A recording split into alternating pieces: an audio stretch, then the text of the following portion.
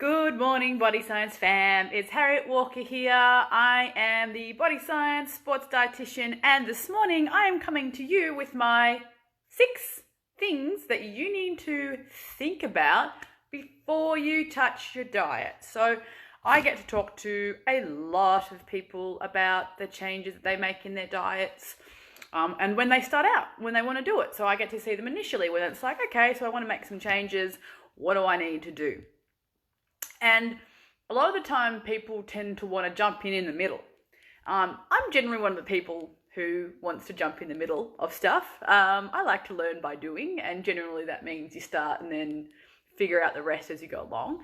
But I thought I would go through some of the things that I see really commonly that people kind of don't get right, or they don't think about. And when you don't think about it, you don't account for it. And when you don't account for it, it can make a little bit more bumpy than it has to be. So my first one is be clear on why.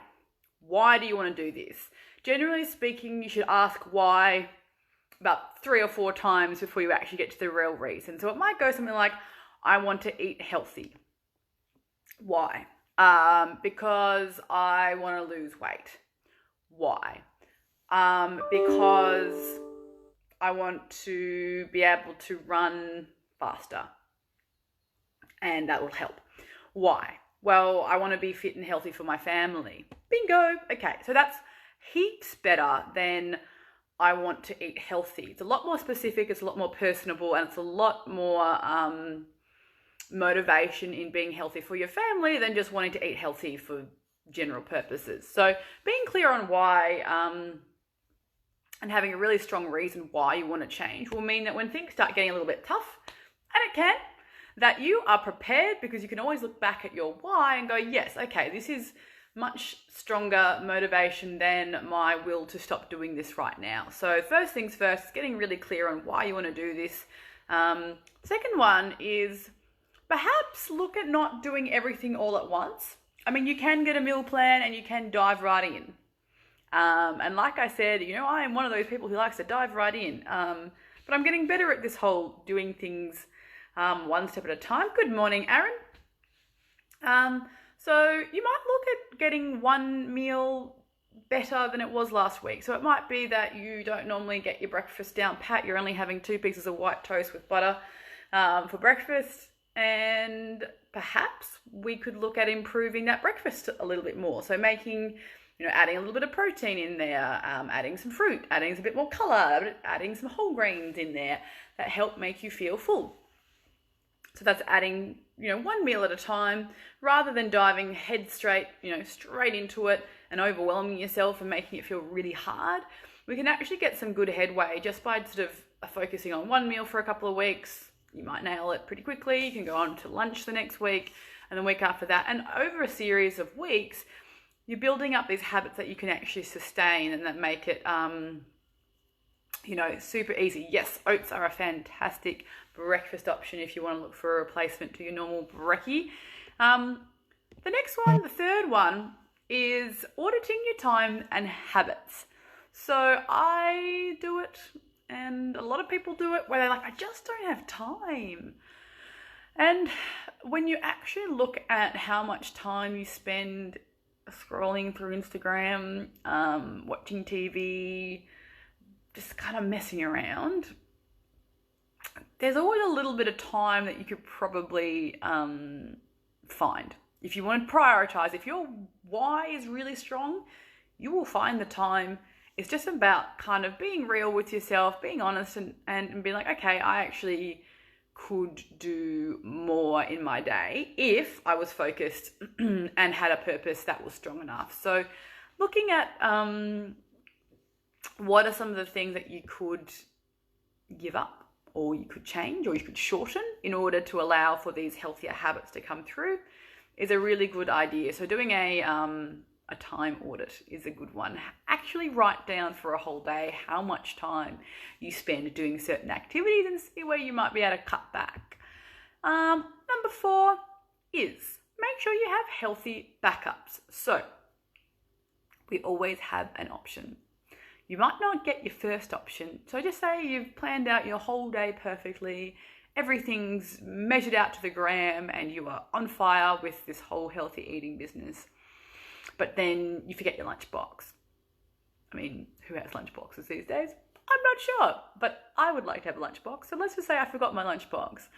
And I am then left with the decision to go for the convenience food, which I know will not help me move towards my goal. Or I could have organized in my brain the healthy backups that I'm going to have on the occasions where I don't quite get my lunch right. So it might be that I decide that, okay, in advance, if I don't get my lunch organized or if I get caught out, I'm going to go to X shop and get X salad, extra chicken, and a wholemeal bread roll or something. So it might not be your perfect first choice, but acknowledging that stuff doesn't always go to plan and having some backups is a really great option. Same token, if you know that takeaway at night time is a really big problem for you because you get to Wednesday night and you just haven't prepared anything, and a case of takeaways looking really attractive. It might be that you have some healthier frozen meals in the freezer just in case. Look, they're not perfect, but they're doing better than having a massive blowout by having takeaway. So just remember, we always want to have options, having these backups pre-decided, so almost troubleshooting when things are going to go wrong and having a backup. So predict what might go wrong for you, your hotspots, and having a strategy ready to go for that situation. Fifth thing I'm going to tell you is you're probably going to slip up. Yeah. Factor that in. No one's doing perfect. If we go into any changes expecting full perfection with anything in life, we'll give up very quickly because that pressure of perfection is huge. And it's one that we don't necessarily want to be putting on ourselves because you're going to slip up. If you started, making some healthy changes and all of a sudden Easter happened, that's an anomaly. That's not your normal sort of day, weekend. It's Easter. It happens once a year, so it's fine. So don't expect don't expect it to be a perfect linear approach. Changes are never linear. Normally it kind of goes, oh yeah, I'm going awesome. Whoa, ho, ho, ho, ho, ho. And then you pop out the other end, you're like, wow, I learned some stuff. I got better at doing things. I learned some techniques when things go wrong. I know how to manage myself better. Smooth sailing never made a good sailor, as they say. So making sure that you go into it with the headspace that, I might slip up, but I can still do it. I can always sort of start again. And you're never starting again from, you might have come 3 steps forward. You might take 1 step back. You keep going. There might be a couple of backward steps or sideways steps, but, as long as you keep chipping away at things and don't completely give up, you're always making progress. And finally, one thing that I think people miss quite frequently is understanding the role that their food environment plays in their food choices. So this could be wherever you spend most of your time is your food environment. So it might be work, it might be home, it might be, in the car. These are all food environments. You might have a few, you might have one main one. But understanding that what we see first up, or how easily accessible food is to us, or how easily accessible takeaway food is to us, really plays a massive role in the choices we make around food. So we can actually manipulate our food environment in order to make healthier choices easier. So this is not about specific foods. It's about creating an environment that helps you eat better. It might mean making the less optimal choices harder to get to. It might be making the healthier choices more readily available and more open to sight. So having a fruit bowl on the bench instead of having chips chips or a packet of biscuits on the bench. You know, if you're, you know, having a bad day and all of a sudden you come across a bowl of fruit, you're probably going to snack on that before, if it's the first thing that you see. If, you know, the biscuits are up the back in the left-hand corner in a big clip box that you have to actually get on the stool and get, or the biscuits that are harder to get to. So create an environment for yourself where the healthy choice is the easy choice is a really great strategy.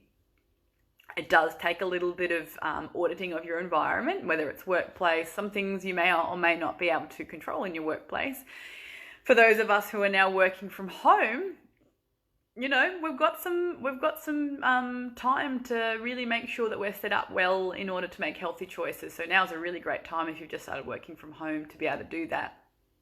So there are my 6 key things that I get people to think about before they start making a change to their diet. Be clear on your why.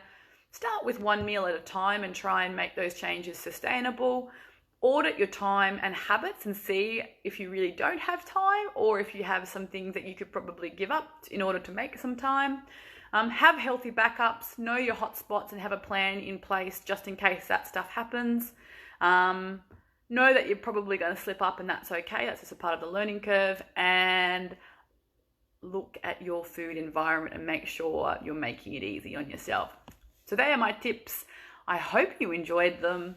I will be back tomorrow morning with more delicious pearls of wisdom about nutrition. Make sure you jump on the Body Science website and check out some awesome sales I got on in their gear. I've got my lovely Body Science jumper in olive this morning, which is a staple in my wardrobe.